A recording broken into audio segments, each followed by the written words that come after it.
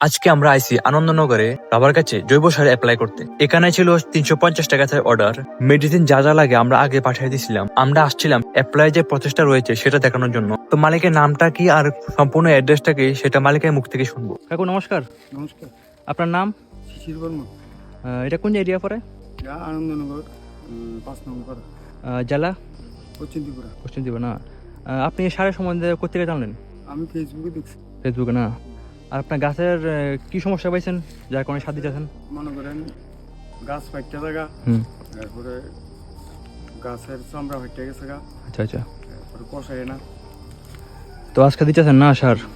ঠিক আছে, ধন্যবাদ। তো প্রথমে আমরা বাগানে এসেই বাগানটা একটু ঘুরে দেখলাম। তারপর শুরু হলো মিক্সিং এর প্রচেষ্টা। সবচেয়ে বেশি ইম্পর্টেন্ট এই মিক্সিং এর প্রচেষ্টাই। যত ভালো মিক্সিং হবে তত বেশি কাজ করবে সার। তো একের পর এক আমরা মেডিসিন গুলো মিক্সড করতে থাকলাম। যদি আপনাদের প্রয়োজন হয় বাবার কাছে জৈব